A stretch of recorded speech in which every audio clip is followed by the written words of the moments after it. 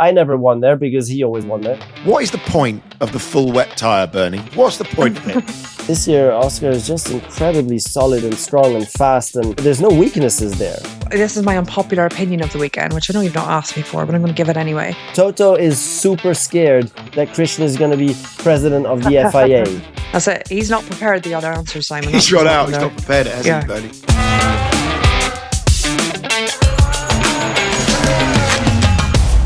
Hello everybody, welcome to the F1 show sponsored by Audi and our review of the penultimate race before the summer break. That at Spa that saw Oscar Piastri execute an almost perfect race from second on the grid after the rolling start and an early overtake on his teammate, and he now leads the way by 16 points as we head to Hungary.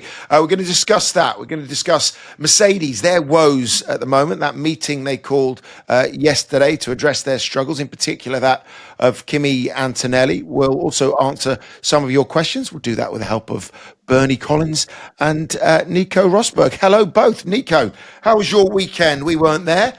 Tell us about Spa. Great to be on the show again. And Spa, I think, was a great weekend. I mean, there was exciting racing, difficult conditions, great overtakes. So there was everything there. Yeah, there was. Bernie, we've had a couple of weeks off. I hope you've enjoying a bit of the British summer. Definitely a bit of the British summer. It was definitely sunnier here than it was in Spa, particularly at the beginning of the race. But it was interesting to watch from home. Yeah, it was. Should we start, though, with the story that actually broke on Monday, and that is that Dr. Helmut Marko confirming that Max Verstappen will stay at Red Bull for 2026, despite the interest, of course, from Toto Wolff and Mercedes. We understand, Nico, that the exit clause or the performance clause that would have been triggered if he was fourth or lower at the summer break, but he's currently third and 28 points ahead of George Russell. So it can't happen. I mean, obviously, it's going to have big ramifications on the silly season, as it were. But I mean, what's your take on that and him staying for another year? It was kind of expected, bearing in mind that he had a contract till 2028. This has come to light. Yeah, I mean, it's good to finally have clarity on that it was all around this exit clause. And then beyond that, we don't even know if he would have moved or not in any case. But now it seems that clause has triggered him to be obliged to stay at Red Bull, and which anyways, it still makes sense for him because it's so difficult to judge which team is going to be best next year with new regulations. And Red Bull certainly will be in a good position, I'm sure. So anyway, we have clarity there. And now we need to see what does Mercedes do. Do they move quickly? I mean, they would have to move quickly to confirm George as a first thing. And then how quickly do they move to confirm Kimi Antonelli, which I guess at the moment they would take their time a little bit more. So the status quo is there. Obviously, there's a seat alongside him up for grabs, Bernie. We can get into that a little bit later in the program. But for Max, look, he holds all the cars, doesn't he, in his hand anyway. So he'll be able now, I suppose, to have a look at who's best and then make his decision for 2027. We understand, by the way, there's a performance clause in for next year that it's second. You know, if he's second or worse, then he can move to where he needs to get to. Yeah, it's an interesting situation, isn't it? Because we're going to have this reset with the regulations next year. You know, at least the rumour, the thought in the paddock is that Red Bull are maybe not going to come out as the strongest car in that reset. So it does give Max this opportunity to look around, see what's going to happen, which team's going to be best. I think the feeling is it might be Mercedes because of the changes to the engine regulations, but we don't know that.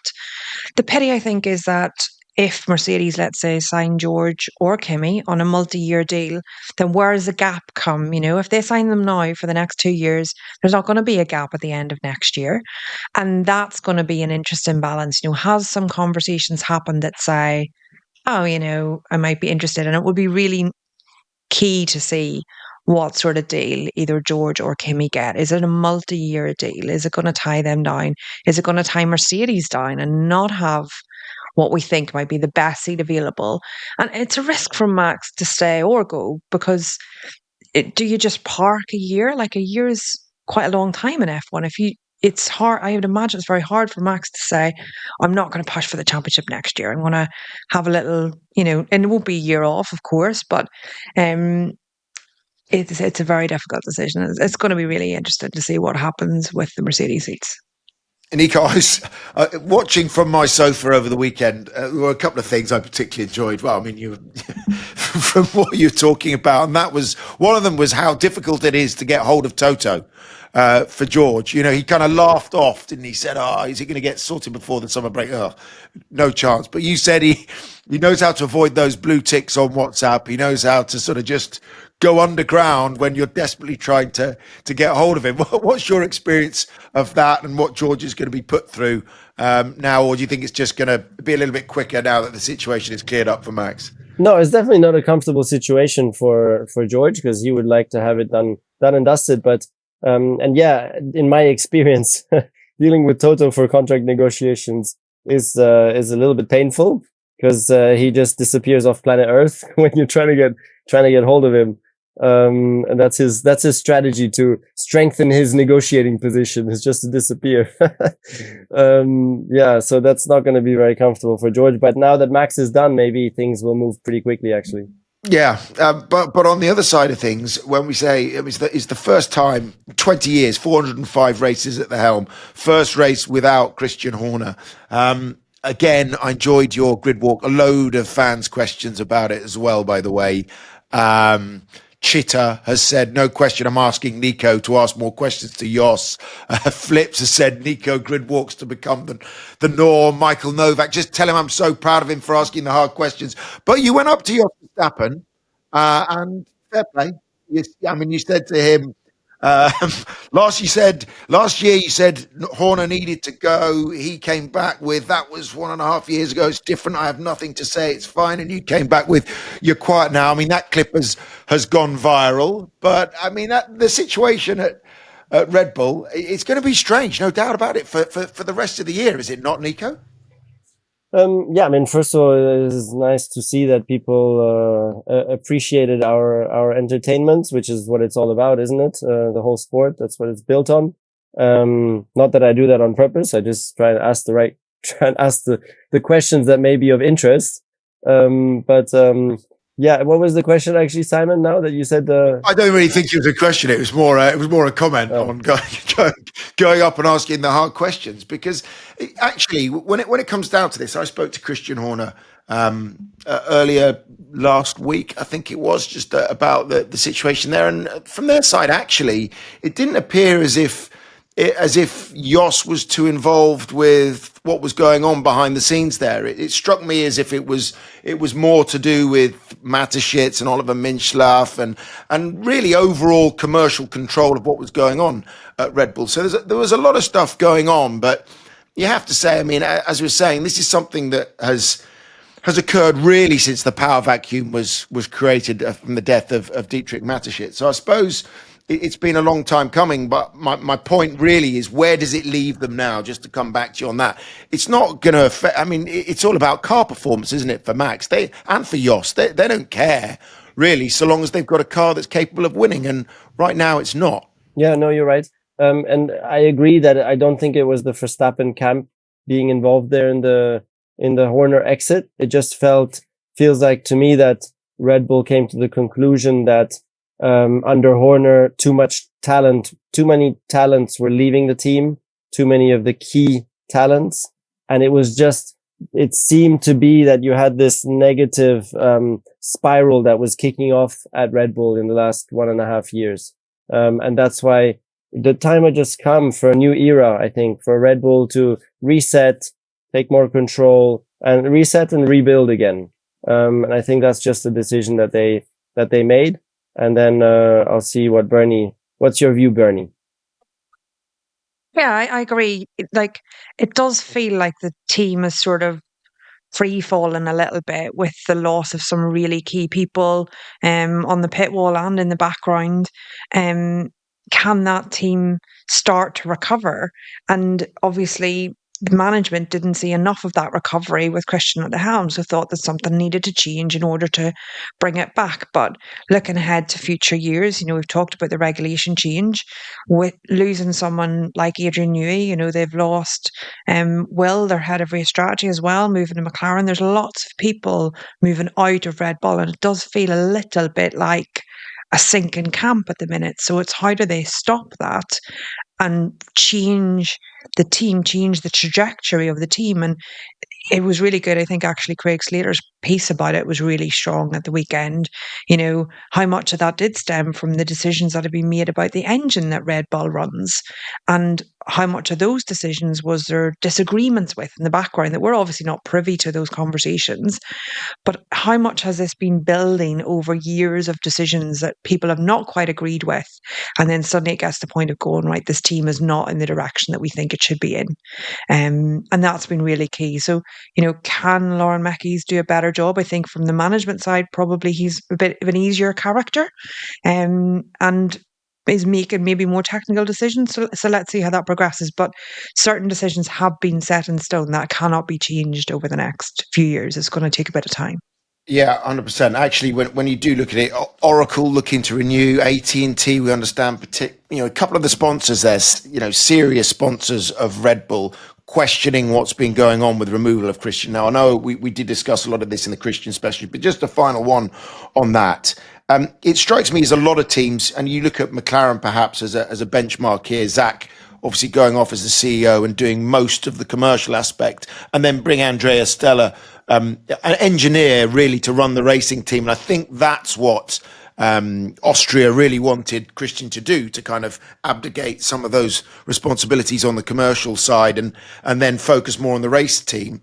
But that's what Laurent does. That's where it seems Formula One's going, Nico, would you not say? With engineers now as team principals and running things trackside and letting the commercial side, kind of be separate from that. Yeah, you're right. There's been a change there in the last decade, whereas before it was always like business managers running the teams. Now it's become more technically astute people and engineers running the teams. And we're seeing that also over at Sauber, where Mattia Binotto has taken over, who's definitely an engineer. And straight away, they've made enormous progress. They've gone on to getting a podium at Silverstone. So it seems to be, a strategy that is working, that you put really engineering people into leadership roles there. And you just need to make sure that the commercial side then doesn't fall short, which is the perfect balance they have at McLaren, as you mentioned. Because Zach is a commercial genius, and then you have Andrea, who's awesome at managing the whole engineering and racing department. Yeah. Okay, well, let's get into Belgium then, because obviously we'll see how things pan out for Red Bull with Lauren McKees at the helm for the second part of the year. But with regards to the race, quite a few questions in. What is the point of the full wet tyre, Bernie? What's the point of it? It's really interesting what's happened over the last few years with that full wet tyre, because now, and we don't seem to talk about it that much, teams just avoid it all costs. So the number of races that we've had over the past few years where we have drivers on the radio complaining that it's too wet, visibility is too poor, but nobody changing to the wet tyre. Everyone's staying on the inter, hoping for a red flag or a safety car or whatever to get them through. Nobody makes the move to the full wet. Now, Pirelli have brought a new full wet this year, but, like Martin pointed out in the grid walk, it's not in blankets. It's cold when it goes on the car. The tyre has been prone to overheating and the visibility is still quite poor. So there's a problem with visibility in these cars with the spray that comes off. The wet does a much better job on track, but the visibility gets too bad before the wet tyre becomes useful. And therefore teams are avoiding that extra pit stop. Teams are just saying, why bother doing the pit stop? We know this is going to be red flagged or they're not going to start or whatever. I personally, sitting at home, thought the race started too late. I thought it should have started earlier. I was watching the radar thinking this should be going. We should be getting ready to go ahead. The number of laps behind the safety car, I thought was, I appreciate they were trying to wait to see if the grid was dry enough, but that was probably not going to happen. It was going to have to be a rolling start because of the grid, or people were going to have to accept that one side of the grid was wetter than the other. So it just felt a bit slow to get going. And we do have an issue. Why do we bother bringing two sets of wets to every race if we are never going to run them? So a decision needs to be made if we just cancel the full wet or we force people to use it. We should never have a situation where it gets red flagged or safety cars thrown for visibility if not every team is on the full wet, because teams are using that as a way to avoid that pit stop. And that doesn't seem right.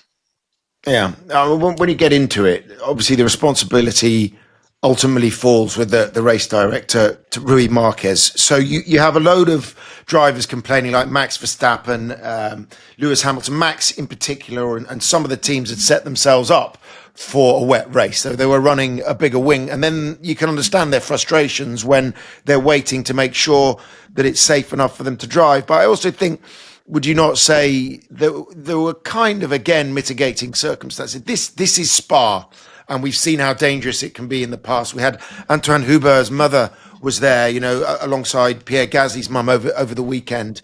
It is a dangerous track with extremely dangerous places, and we've seen it in the past. Was he taking that into consideration, Nico, do you think, when he made the decisions that he did with regards to starting the race at the weekend? Yeah, but it's of course, yes, Spa is more dangerous than most other places. That's a fact. Huh? But as Bernie was saying, the window is just too small for that full wet, and because we underestimate when we look at the TV images, the spray doesn't look too bad. But when you're in the car, it's literally, you are completely blind. It's just white. You just see white. You're like in a snow blizzard, like in a snowstorm. You cannot see anything. So you're looking left and right to the walls of the racetrack to try and identify when the corner may be coming up at some point. And that's just not safe to race like that. But that's the conditions where the full wet would be of use. And, but you can't race in that because of the visibility. And then as soon as visibility gets better, you don't need a full wet anymore either. You can run the inter, and that's the problem we have. And it's the historic problem that F1 has always had. But I think he managed it okay, because we have to keep it safe out there. And when you have 20 cars going through Eau Rouge, if someone spins at the top, which is exactly what happened to Hubert, and you have that spray, everybody would just drive straight through it. And if there's like a chain reaction crash, no one arriving would be seeing that. So it would just be 20 cars or 15 cars driving straight through each other. It's super dangerous. Nico, I was just going to ask, do you know if the spray from a driver's point of view has got worse with these modern cars, or if it's a historical problem, it's always been there, it's just that we're seeing more and more of it? It's always the same. The cars always have had strong aerodynamics, which just throws up a lot of spray, and it's always the same. Okay, Nico, then let's get into this. When we eventually got started, Norris taking his fourth pole position of the year, did he go too early? Was it sort of, did he make a few mistakes there what was your take on the way that, he started that race once the safety car he knew was going to come in? Yeah, I think he could have done a bit better. I mean, Oscar was literally in his gearbox on the restart. It felt like Lando didn't nail that. Because you can take the guy by surprise, Oscar doesn't know when Lando's going to go, and you can take him by surprise, and that didn't work out. And then once Oscar is close, you're kind of like, you're in trouble anyways. There was not much more he could have done. I don't know about his driving through the Eau Rouge, because Oscar got an amazing run through there. I don't know if Lando lifted a bit more there or what. But yeah, just not optimally executed. Like you'd think that Verstappen would have done it better. That's kind of the thought that you would have had when you're looking at that. And that lost in the race. Yeah, he didn't have a very good exit out of La Source, did he, Bernie? And then, as you were saying there, it seemed like he was more committed coming over the top of Eau Rouge into Radion. He didn't lift, whereas Lando did, and that enabled him to get the run on him up the Kemmel Straight and make the pass that dictated the race. And he knew it needed to be done then. He knew if he was going to be brave, it needed to be lap one bravery, or racing lap one bravery to make it happen. He knew that being ahead, there was going to very quickly come a decision about changing from that inter onto a dry tyre. The car in the lead was always going to get the perfect lap for that. So Oscar knew he needed to put the most into it in that lap, and he did. And he very, very clear idea on what he needed to do in that lap, and he got it done. Yeah, Oscar's now on a 31 race scoring streak. That's his sixth victory of 2025, which is the most by any Aussie in a single season. So we get back into this kind of battle between the two of them. I think it's fair to say now, with 11 left and an advantage of 268 points, can we now call it, right? Constructors is McLaren's, okay? So there's going to be no team orders. They're going to be allowed to race till the end of the season. What did this victory, after a couple for Lando having wrestled momentum, do again for Oscar, do you think, Nico? Oscar is super strong. I mean, he surprised me because we all knew he was a great driver, but last year Lando still had the edge, and this year Oscar is just incredibly solid and strong and fast, and there's no weaknesses there. I mean, what's his weakness? There's no more weaknesses, which is a bit scary for Lando, because Lando does have weaknesses. You saw them again in Spa. You saw them at the restarts. He made 3 big mistakes in trying to catch Oscar 3 times. He was off in Pouhon. He locked up in turn 1. And another one that I can't remember. So there was 3 major mistakes, which cost him like up to 4 seconds of race time, which was exactly the difference between having a shot at fighting for the win in the last lap of the race or not. So that's always his weakness. He keeps on making little mistakes. So it's really impressive what Oscar is doing, and not easy for Lando not easy to win this. Yeah, I was a bit surprised. Pick up on Nico's point, the mistakes obviously came from Lando in that final stint. It was interesting post-race to hear Oscar say that he would have fitted the hard if he was the car behind. You know, both of them had this idea that they were going to go in the opposite strategy to the car ahead.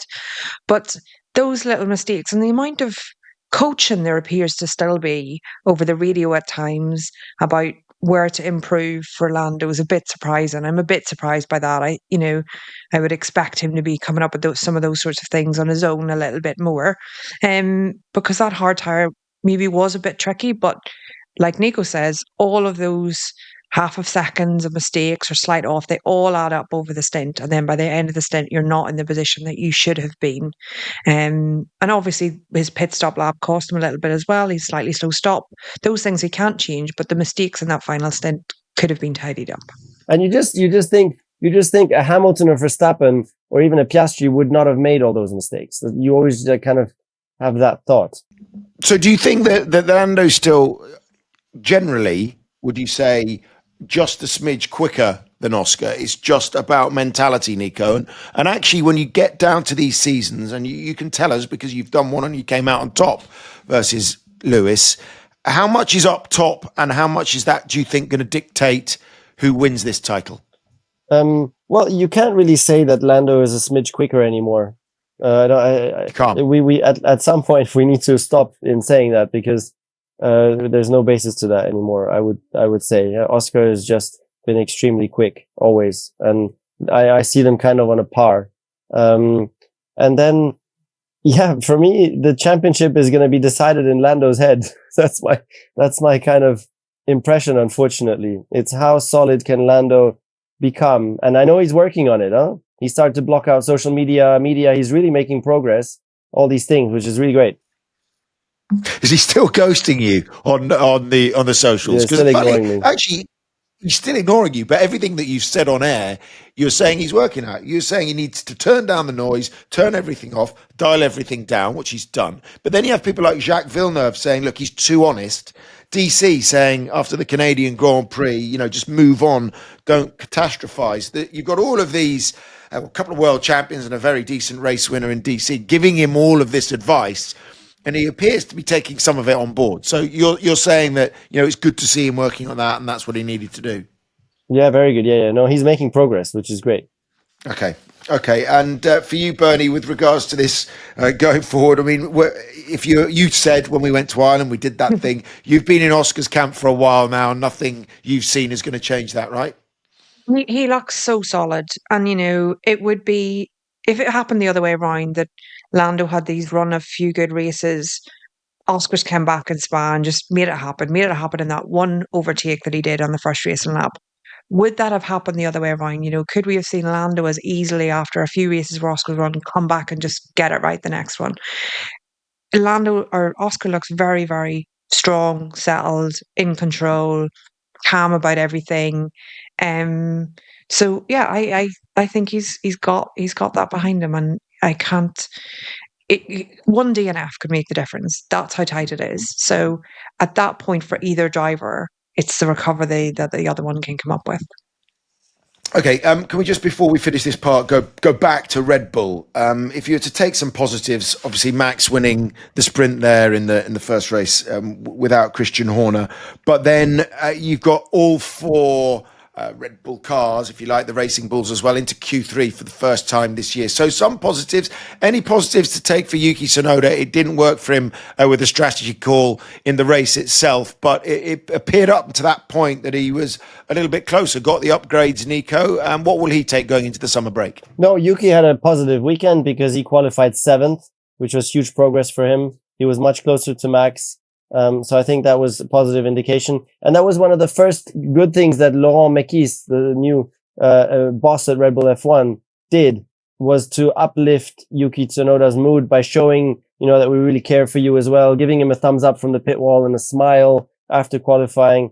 That was really nice to see. But Yuki, yeah, I mean, the clock is ticking for him. He really needs to start delivering now, and get some points on the board, because it's unbelievable that he only has 10 points so far in the World Championship. That is unreal. Like, that is so far off from Max Verstappen. Bernie, what do you think? Yeah, I was just going to say, I don't know whose decision it was to pit that lap later with Tsunoda versus Verstappen, because anyone who missed that lap 12 pit stop on from the intermediate onto a dry tyre suffered really badly. Tsunoda was one, Hadjar was another. So any driver that missed that lap lost out. Lando arguably as well by going one lap later.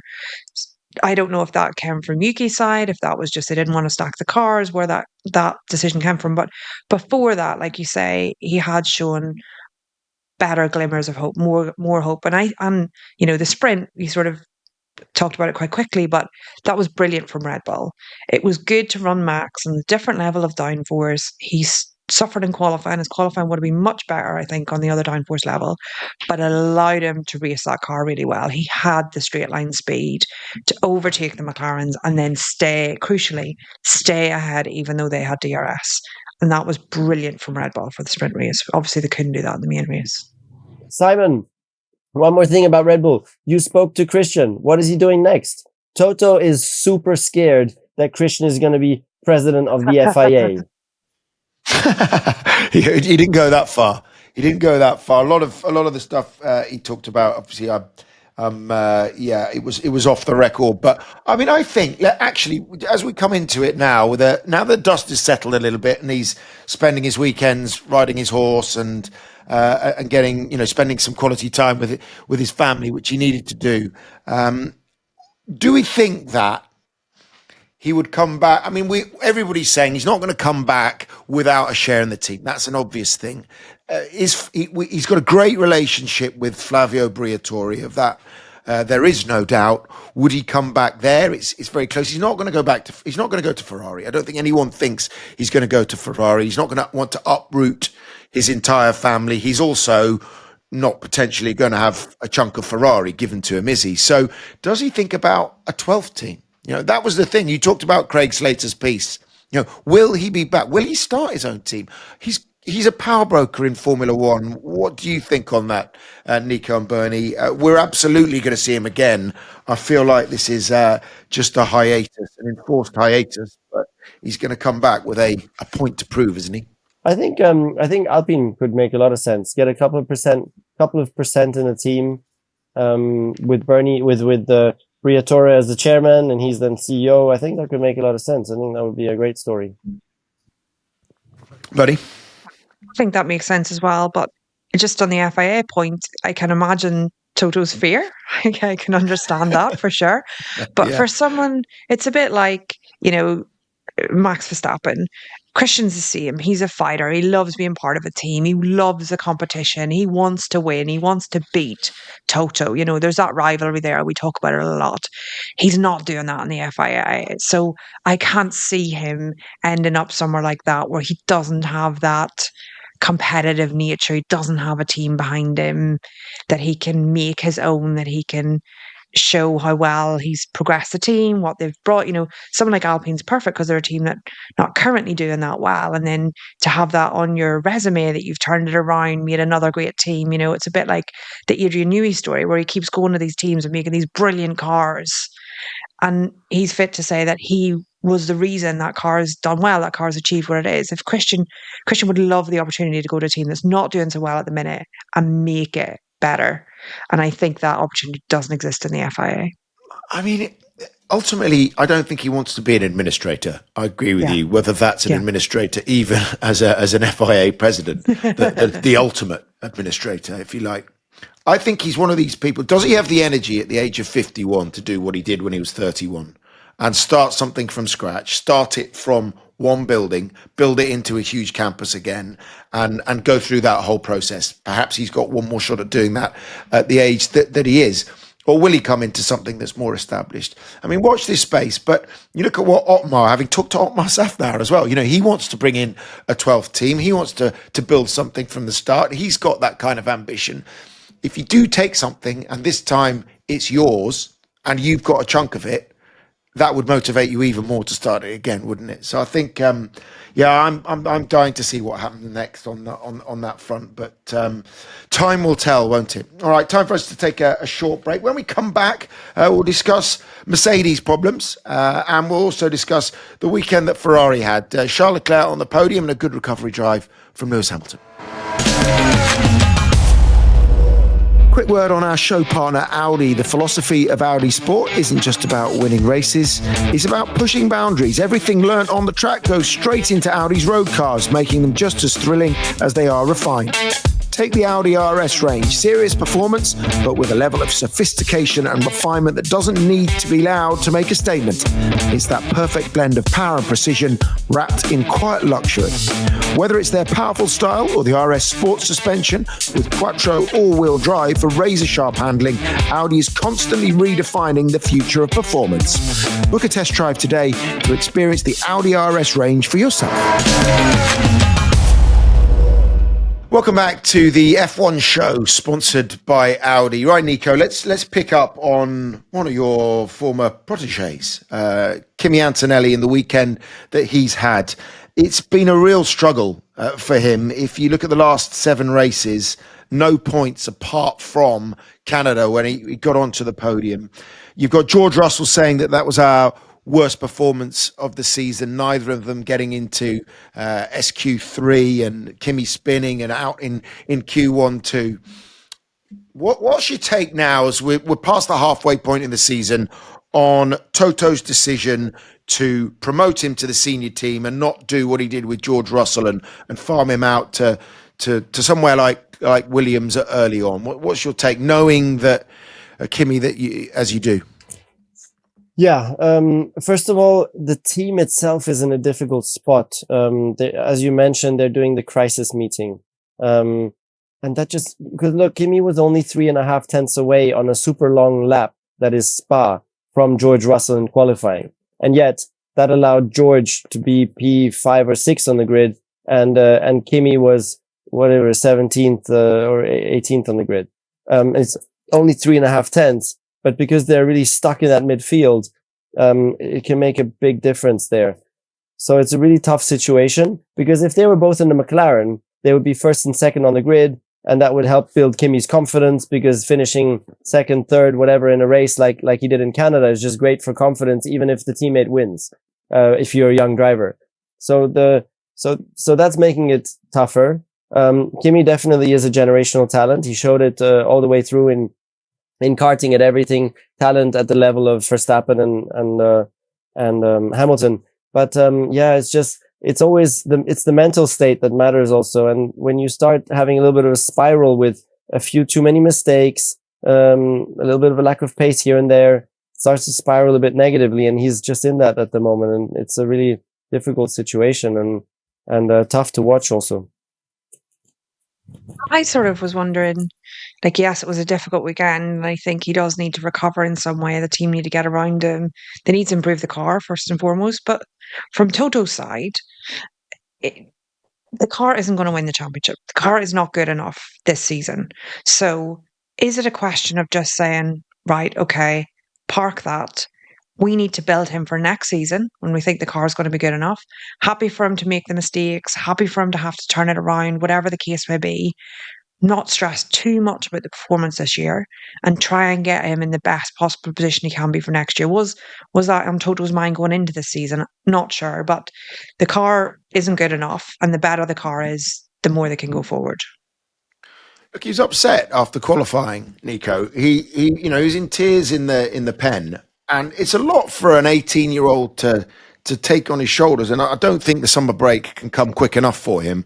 But it's not like he can rely on experience to go, this is what I need to do. How much, in your experience, when you coping or Toto's coping with young drivers like this, does he need to put an arm around and get the team? I mean, Shove said that they're doing that. They're just trying to make the car workable so that he can drive it to the best of his ability. But he doesn't have anything to fall back on right now. How does he address that spiral when he's so young? First of all, yeah, the team needs to support him as much as possible. And I even said on air, why not even just already confirm his contract also for next year? Worst case, if it goes really wrong, you can always still get out of it. We've seen that time again in F1, but all those things would add up and just giving him confidence and time to make progress.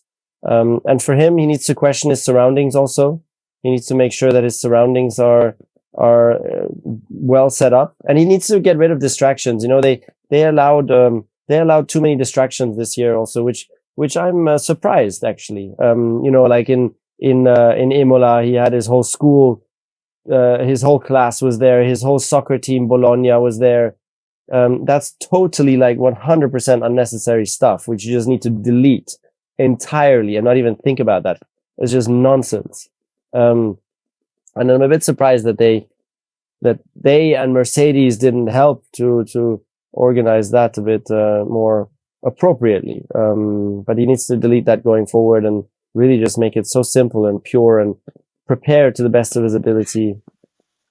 Yeah, I mean, actually, when you with the older drivers, people like he's not old, he's 27 max, but when you're a multiple world champion like himself or Lewis, you try to avoid doing the marketing side of things, right? Don't you? You'll do everything that you can to not do the marketing stuff. But maybe that's a point. Maybe he just goes and starts banging out laps in TPCs, a couple of year-old cars over the summer break, as much as he can do just to get up to speed with it, and then to abdicate a few of those responsibilities to Valtteri Bottas. I'm sure he's doing enough as it is at the moment, but Valtteri, take all that weight of expectation off, or the pressure off young Kimi, because right now, as you're saying, all he needs to do is drive, get as many laps in as he can. No, you're right. Also, Toto just coming up and saying, "Hey, by the way, we got a couple of days left that we can use. Should we run it in the summer?" And he should do that as well. It's just preparation, concentration, but it's hard. It's hard because when you're in a negative spot, to get back out of it, it's really it's not easy. And I've been there. It's really tough.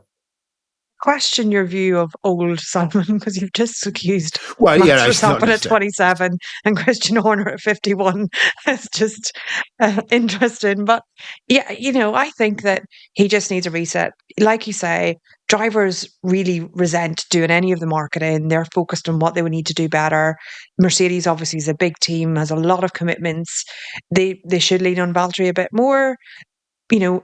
I appreciate when Kimi's younger and new to it, he's keen to get involved in all the things, doesn't want to say no to anyone, doesn't want to become this awkward driver potentially that people, a bit hesitant to go and ask for things. But that's where he needs a good team around him, good people that are looking out for his best interest, getting things right for him. And it's a learning game, he's going to very quickly learn, okay, that distraction was too much, that sort of thing I can cope with. I shouldn't do something on Sunday morning, I should do it on Saturday night, whatever his routine is. That's one of the things he will learn through this year.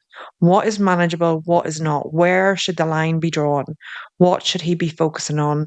What social media can he interact with? What's not good for him? All these little things he will be learning through the year, that by the end of the season, when he starts next year, he will know where he's going. And I'm not sure, obviously Nico knows much better than I do, but Are the extra laps a good thing for him? Not sure. Maybe he just needs a break, step away, do whatever whatever his hobbies are, not worry about the car, get his mindset in the right place, be ready for the end of the summer break rather than having to focus on something totally different. Hard to know. But yes, it could be the case. Just really take the summer break, switch off from Formula One. That can also be a great thing to do. Spend time with family, and pursue your passions, your other passions outside of racing. That can also be valuable. Okay, Ferrari. Let's get into that. Charles Leclerc picking up a podium, holding off Max Verstappen.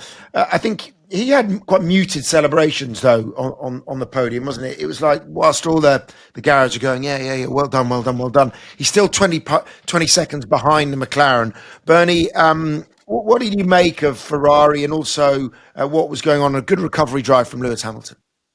Yeah, start with Leclerc first. I think you're right. I was surprised to see him hold on to that position over Verstappen for the entire second stint of the race. So that was good from him, good setup from Ferrari. But he was a long way off the McLarens, and that'll be what's hurting, is the fact that he's holding on to a position. He's not pushing on to try and gain a position from someone else. It was the same in the sprint race, just dropping back quite a lot actually in the sprint race. Was worse, I think, than the main race in terms of performance and car pace.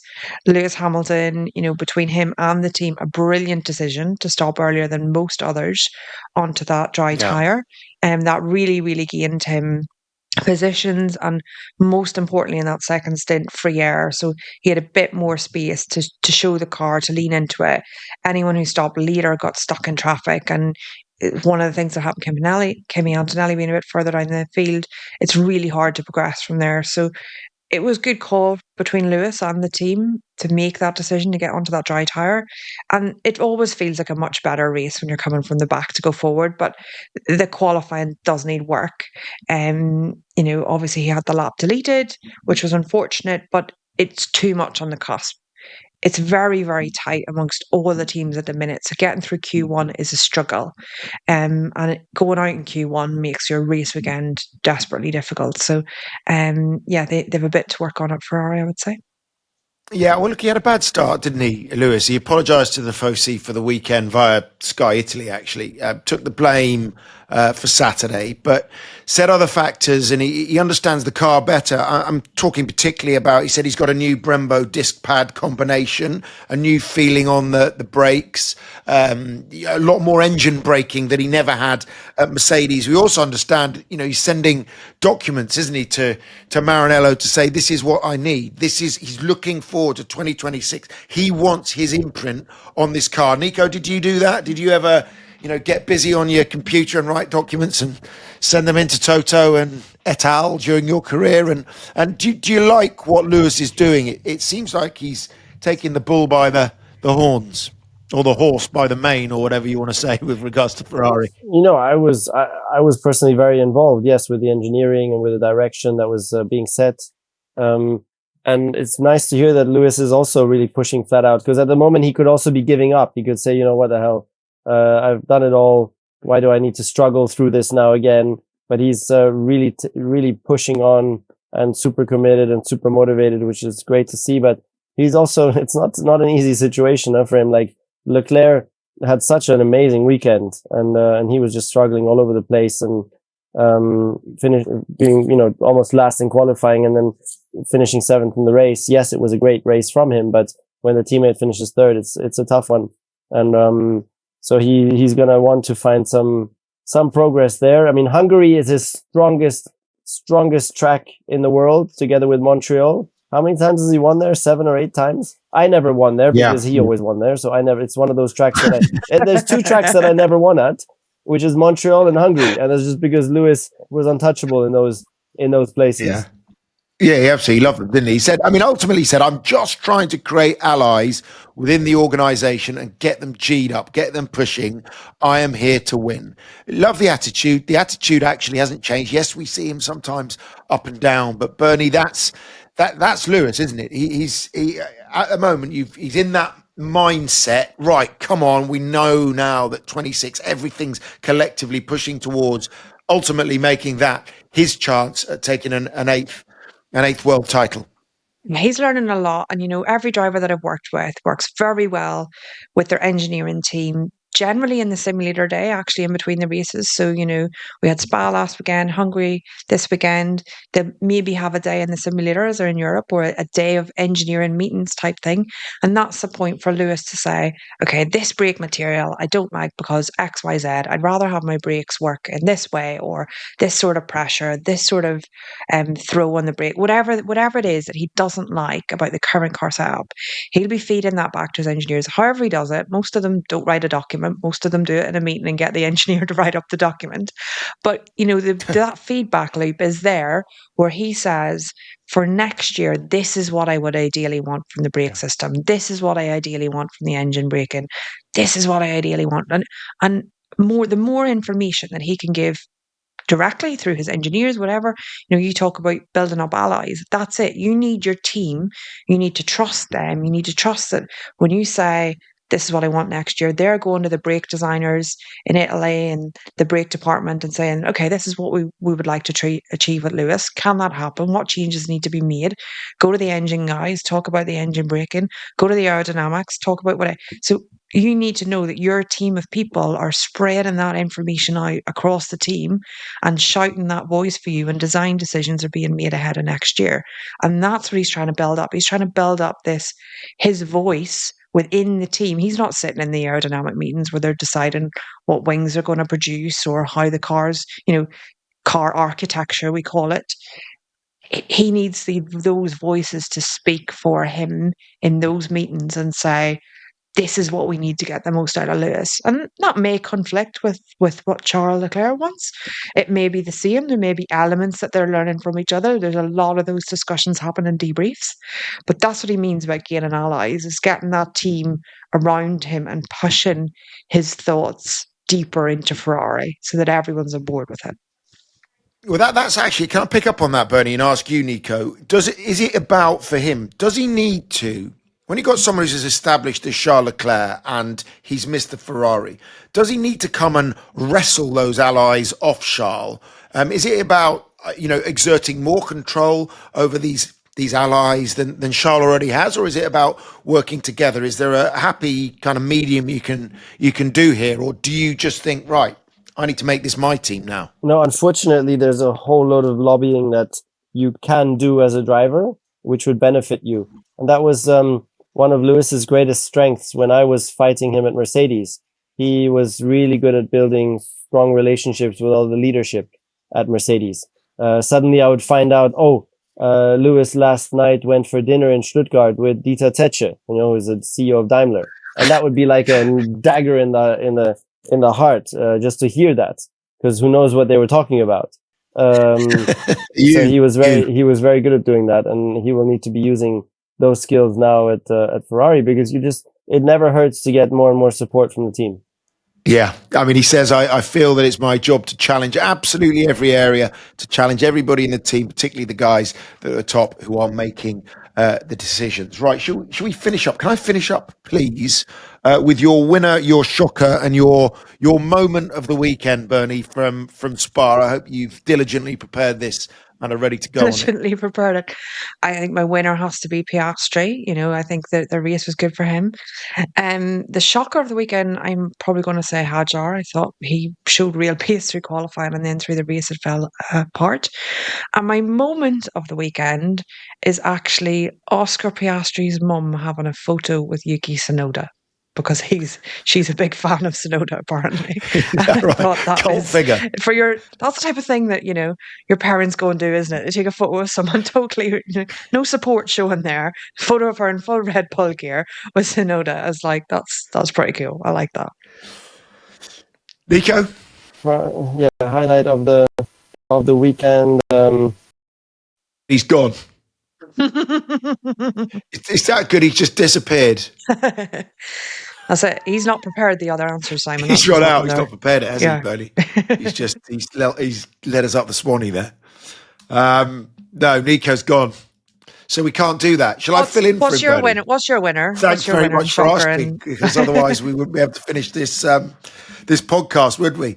My winner of the weekend is the entire McLaren fraternity. He's coming back. Oh, yeah. I'm informed he's coming back. So, but I'll carry on with this just whilst we wait. Yeah. They're away and gone now. Come on, as we're saying, that's bonuses for everyone. I'm going to call it now. Everyone at McLaren's going to have a nice Christmas because they're 268 points ahead with 11 remaining. Shocker is the wet tyre. It's a bit of rubber. It's the full wet tyre. He had a shocker. Just sat there, did nothing all weekend.